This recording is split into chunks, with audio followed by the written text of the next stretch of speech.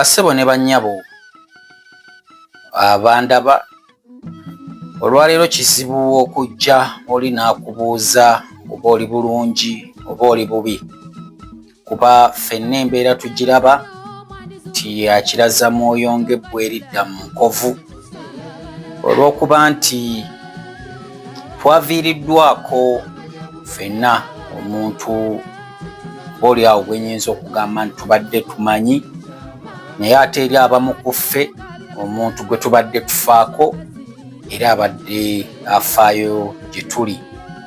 Nnaalongo Maggie Kiweesi abasinga gwe muyinza okwanguyirwa okumanya nga ex wa AK47, abamu bakyamuyita muka AK47. Kyonna kye kiri, nze Solomon Kaweesa, era nga ndwawo okujja mu mbeera bweti ng'abantu abagwa mu ttuluba eryo oba be muyita ba socialites nga bavudde mu bulamu bw'ensi eno. Naye ku Maggie nvuddeyo olw'ensonga ez'enjawulo, n'abamu mwewuunya lwaki nzize nyambadde bwe nti. Well, byonna ojja kuba obitegeera maaso awo wendaga. Njagala nsooke mbategeeze ntegeera ntya oba mmanya ntya Maggie Kiweesi Bannaalongo, era tumanyagana tutya. Ndowooza myaka gyalinga ena emabega lwentegeera omukyalo ono nentandika okumumanya oba lutusisinkana. Omulundi gwaffe nno ogusooka namulabanga eyo nga mmwe ab'entertainment mwe mumulina mwe mubeera naye, nange nenfuna omukisa ogwamutegeera nti nayina munywanyi wange era abasinga nawulidde mumwogerako awo wadde temumumanyi nnyo, bwe twasisinkananga okunyumya ku nsonga ezitali zimu eza Buganda ng'abanywanyi okwogerezeganyaamu ng'era abamanyi, nga nnyumiza bingi. Naye ow'akaseera we naddirayo nensangayo omuntu nga tewatera kuba mukyala, kuba olwo namusangawo nekinkubamu enkiko kuba nalaba omuntu nga neefaanaanyiriza, ngamba anaabaani ono. Kati saabitwala nga kikulu era saamubuuza, naye mu kwabuka yamumbuulira n'amunyanjulira era n'ambuulira naki kyabadde, what she has been, kumwe abamanyi ekinyaanyimbe. Kati omulundi ogwokubiri ogwokusatu nennyongera okuba nga ate buli wenzijjawo n'omukyalo ono tunyumyamu. Mukyalo oyo era yali Maggie Nnaalongo. Kati twongera okukwatagana ne Nnaalongo oyo annyumiza bingi, kuba bwe namulaba obulamu bwe bwe bubadde n'omuntu gw'abeera naye ng'obulamu bubiri bwa njawulo. Nga njagala nnyo okumanya basisinkana batya. Munnange ng'ensisinkano yaabwe tebangako nti mbadde ntambula ne musanga wano. Ensisinkano yaabwe yali ya kaŋŋambe ya bwa mwoyo, kubanga omwami yaŋŋamba nti yes, omukyala yali amulaba nga socialite naye ng'ate bakama be mu bw'omwoyo bamumuloosa entakera. Aye nga n'omukyala agamba yalootanga omuntu ng'ali mu kifaananyi ky'ono, ekyamuwaliriza okuva gye yali n'atambula n'adda kuno anoonye omuntu oyo, era bw'amunoonya baatandika okubeera awamu. Kutandika okubeera awamu kizuuka kati eno emboozi be baginyumiza, era ogenda okulaba ebyakolebwa awo nga mu butuufu kituufu. Kizuuka nti Nnaalongo ate si Nnaalongo kyokka, nti olw'okuba yazaala abalongo mu AK-47 wabula ate atudde mu bwannaalongo obw'omwoyo. Nyinza okusoundinga ngaali crazy naye mumanyi sitera kuvaayo na bigambo bye sirinaako bujulizi na facts. Kyatudde mu bwannaalongo obw'ensi yonna. Obw'ensi yonna si mu Uganda wokka wabula obw'ensi yonna. Kati nga naye Naalongo bw'oba onyumya naye akugamba bakama bange kuba naye yali tamanyi kikyali emyaka egyo gyonna. You can imagine mu bw'omwoyo kuba ffenna tubeera ne spiritual gifts naye okumanya eyiyo kuba kusaba na kusiiba kw'amaanyi mummwe abamanyi eddiini zino. Kati naye yali tamanyi kikyali naye laba bwayambibwa n'asisinkana omuntu bwe bakwatagana mu mbeera ezo n'asobola okwezuula n'okwetegeera Naalongo oyo. Naalongo bwe yeetegeera nnyumiza n'aŋŋamba nti bakama bange bansindise nkomewo wano mbeeko bye mbayambako. Kyokka yanteerako ak'ebintu n'aŋŋamba naye baŋŋambye sigenda kulwawo era nze olumala okubayambako bye mbayamba ngenda nsira ku byange. Gyegyo emyaka ng'ena emabega gye nkunyumiza konze ebibyo biki nti nze mbadde n'ebyange byenkola. Nja kuddayo e Bungereza, nja kukola kino. Nawulidde n'abanyumya nti she was deported. Nze abadde amugoberera era ali part of the family n'oyo omwami gw'abadde naye. Nkimanyi bulungi nti abadde ngaddayo. N'omwami lwe yamugamba aleete abaana babeereko eno era yalinnya ennyonyi n'agenda. It was a lot naye ng'abadde ng'agenda. Singa mbadde nfunye omukisa ogufuna videos kuba nali nziina nandibadde nzibalaga birthday y'abaana wano recently bwe baali e Dubai byonna ng'abindaga. Naalongo kye yasinga okunneewuunyisaako era ekyasinga ate okumunjagaza n'okusukka abantu we bandirowoozezza nti obulamu bwe buli bwe yali nga bw'oba omulengeredde wala olabira ddala omukyala gw'ogenda okutuukako nga yeeraga mukyala yeematira. Ne Naalongo out of the blue first time ng'ennyaniriza gy'ayaniriza omugenyi abanga abadde akumanyidde emyaka oba esatu emabega. The smile ng'ali welcoming. Naalongo si ye muntu bw'okyalira n'olowooza nti ozze olabe ku muntu eddakiika 2 odduka ogende. Oteekwa okulya ewa Naalongo ate nga si kweriisaliisaako. Abadde bakyalira ku Naalongo gy'abadde abeera obadde okimanyi nti bw'otuuka abeera n'ebibala byawo ng'otandika okulya.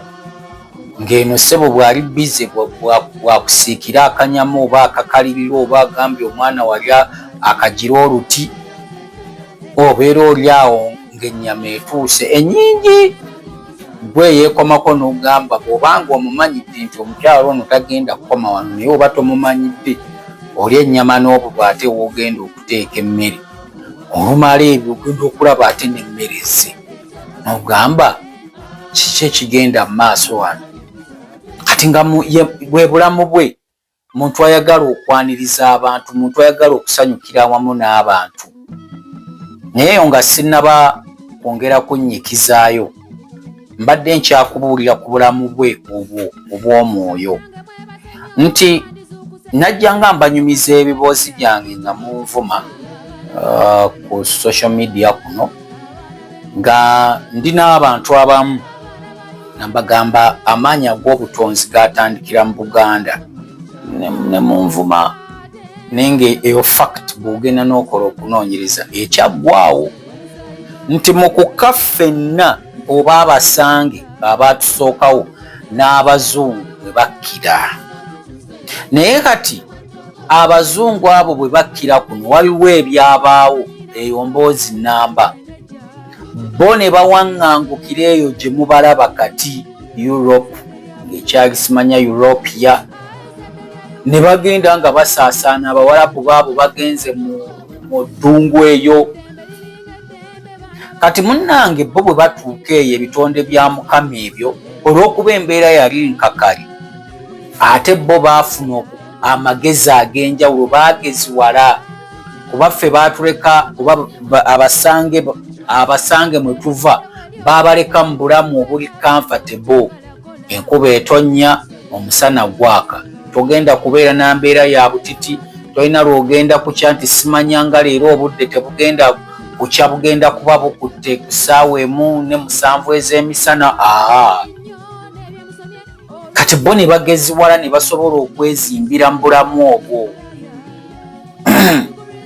Bwe beezimba mu bulamu obwo, engero zajjanga zeddiriŋŋana, bajjajjaabwe tebeerabirako wa gye baava,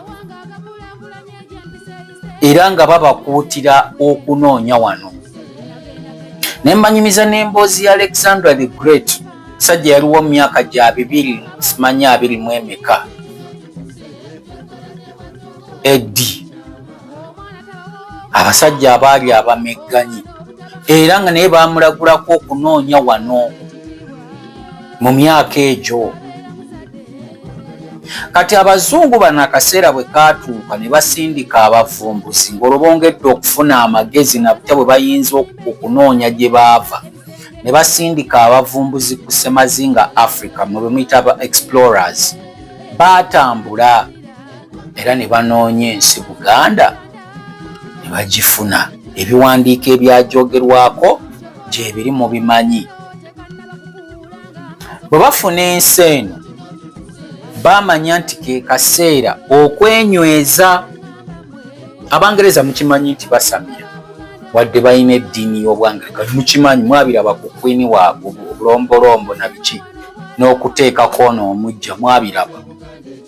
Kati munnange abazungu abo Abangereza nga bajja wano nga bagenda ku nnyanja Nalubaale basamirirako, nga beetikka amaanyi aga Nalubaale gwe mulowooza nti abeera mu nnyanja eyo, ne bagatwala ewaabwe. Bwe bagatwala ewaabwe, ate beetikka katonda waabwe ow'entalo, omukazi goddess of war ayitibwa Victoria, ate bo bamuteeka mu Nalubaale. Ng'ekigendereerwa kyabwe kutabangula nsi Buganda, abagirimu balemenga kujjukira kye bali, kugenda kulondoola kino baakitwalawa, kino baakitwala eri, basobole okukikomyawo, okuddamu okuba ab'amaanyi. Era ebibaddewo mubadde mu biraba, wawo bye seetaaga kunnyonnyola. Kati munnaye ng'ebintu bigenda mu maaso nga biri bwe bityo. Kati mu bw'omwoyo, bassekabaka ba Buganda Muwawa n'ensi ziri sooka, omwali Bamuwundamyoyo, Muwangamyoyo, Kabaka Wanga, tulyoke tutambule tudde mu lubu olwokubiri olwaba Tyagiribaani okutuuka ku Bemba Musota. Batuula mu nkiiko zaabwe, tebaawummula nti oba bafudde biwedde, babeerayo eyo nga boogerezeganya. Naye bakkaanya okudda ku nsi, okutandikawo ko olutabaalo olw'enjawulo, okutaasa abantu bali bwe baava, okubatakkuluzaako ebizibu ebyali bitandise okubalya. Boogera ku nsi Buganda. Balonda Nnaalongo Maggie Kiweesi okutuula mu kifo ekyo eky'obwannaalongo bw'ensi, okubeera nga yatandika okukomyawo agamu ku maanyi ago. Nkimanyi wawo n'abalala abaalondebwa, omu ku bo ali mu bitundu by'e Lugazi eyo, sijja kumwogera nnyo mannya, naye nga section y'abaalondebwa mwe mubadde mweroota mwemanyi. Abamu ne balowooza ndi musamize, nedda. siri musamize naye mbimanyi ate era kyemmanyi mba ngenda kukyogera kati Nnaalongo ono ye yali omukulu era ekyasooka okumutumibwa kwali kuzza Nalubaale era nnyinza obutajjukira nnaku za mwezi na mwaka naye nga giringa emyaka 2-3 emabega ebiri.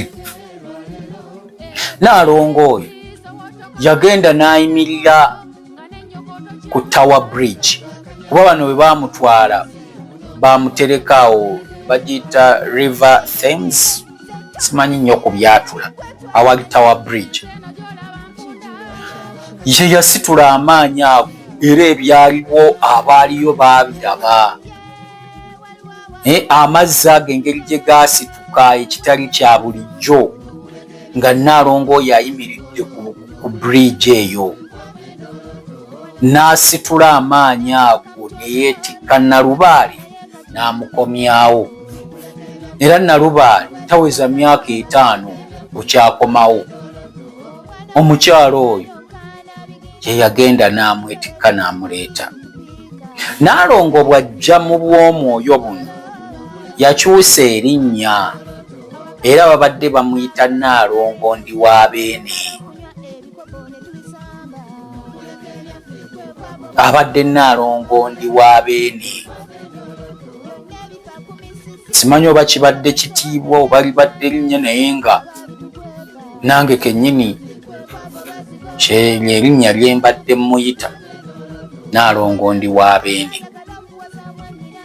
Kati munnange Nnaalongo ng'atandika kukuzza amaanyi era abadde mu ntabaalo ez'enjawulo.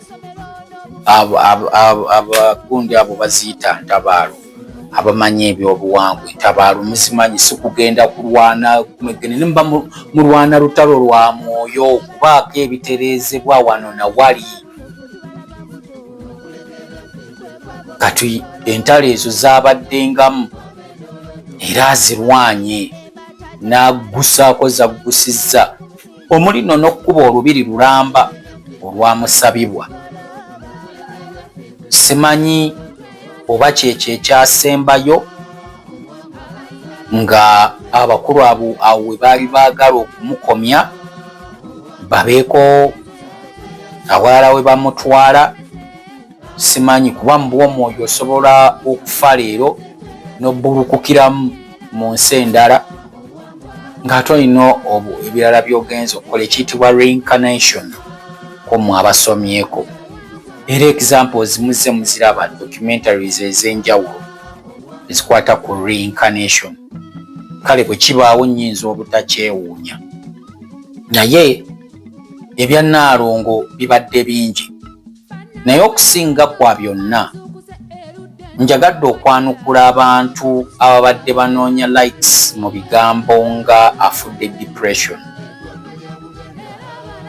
Mu byoba onyumya ku depression kubisse Nnaalongo tekibaddeemu. Ffe ababadde ekitundu ku famire ye eyo empya mwabadde temubadde kigambo depression. Oyo omukyala abadde musanyufu nawulidde n'agamba mbu yeewasiza omusajja. Nkunnyonnyodde bwe kyajja naye ate n'omusajja gw'abadde naye ssebo si mmere kulya nti abadde yeetaaga okuliisa nno. Just okuhintingirako katono ku musajja oyo, kitaawe yali afunyeko ku certificate okuva mu Stanbic Bank ng'omusajja asinga okuterekamu ssente. Oyo aba mwavu. Ng'omusajja asinga okuterekamu ssente. Kaakati ebya Nnaalongo temubaddeemu depression mu kufa kwe kuba abadde musanyufu. Abadde afuluma Uganda wonna waayagalidde, abadde agenda wonna waayagala, abadde akyusa mmotoka oyo gw'olabanga bw'ayagadde. Natuukawo waliwo Harrier ngenda okudda nga simanya waliwo kikaaki abadde azikyusa. Wawo ne we yagamba ayagala agula enjeru n'agireeta baluli nasangawo nzirugavu abadde yeeyagala mu bulamu bwe ate abadde musanyufu. Simanyi oba waliwo omuntu bannange yali akyalidde ku Nnaalongo oyo n'otalaba ku simayiro ye okuggyako bannange ng'olina kye wamukola nga kinene. Nayagadde emboozi eno ngituulemu ng'eza bulijjo ze ntera okukola, naye nalabidde ddala nga yeetaaga okubaako ebitonotono byentuulawo nnyonnyole bingi bye sisobola kubanga mbabuulira, kuba biyinza n'okufundikira nga bibbidde ku balabe.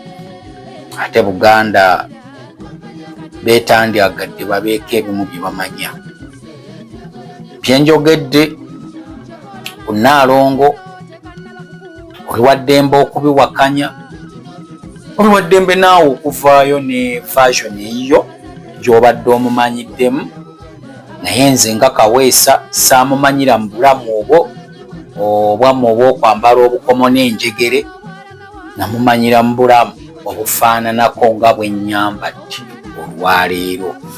Obulamu bubadde bwa buwangwa era n'enziika ye tebanga ebeewuunyisizza.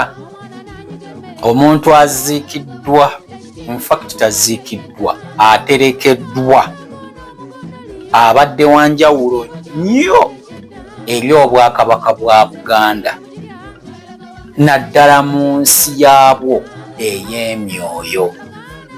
Ate bwe nkugambira nti neewuunya nnyo Nnaalongo era nensikiriza nti ddala ekitiibwa kye kyali ekyo mu bw'omwoyo, ebintu bino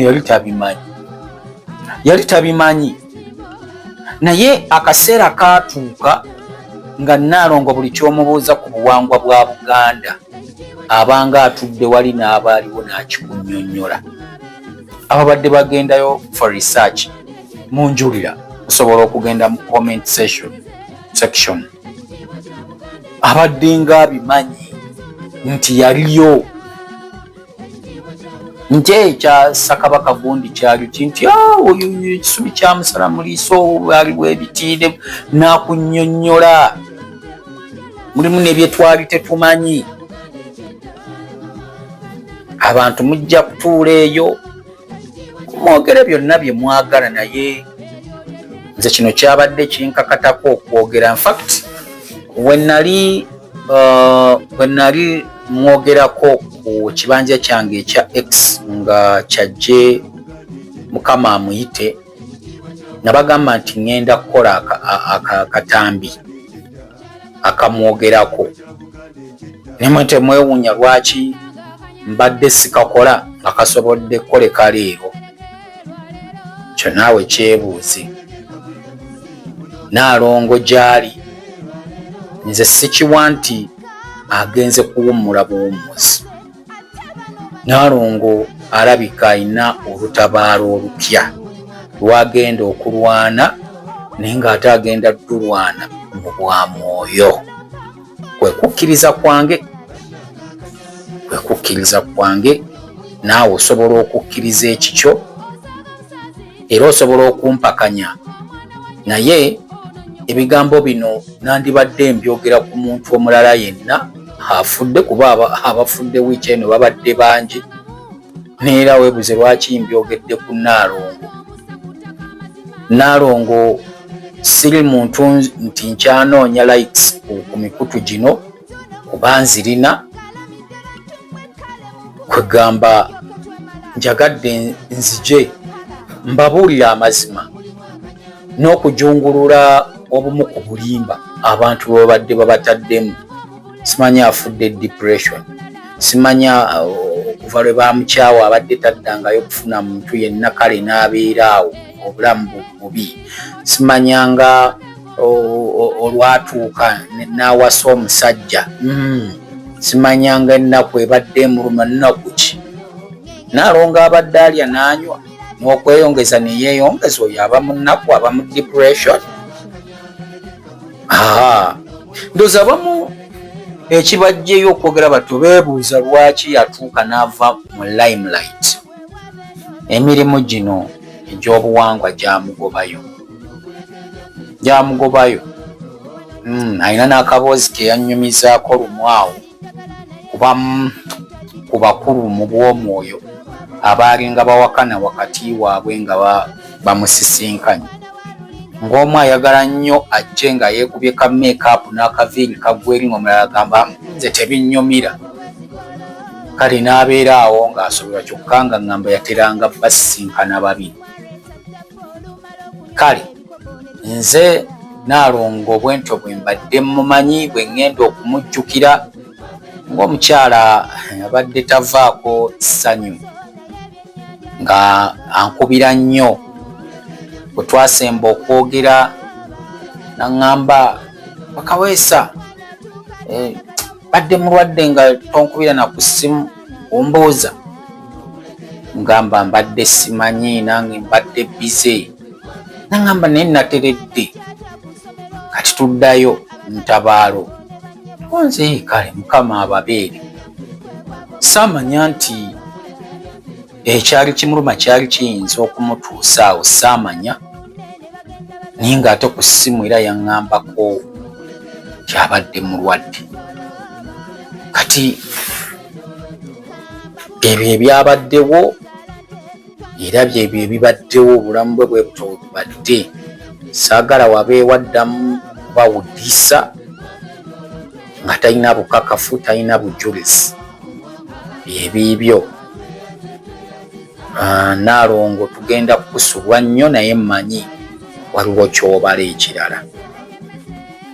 Wumula mirembe yonna gy'olaze, essaawa ejja kutuuka naffe tujja kukweyungako. Abandaba Omukama Katonda abankuumire.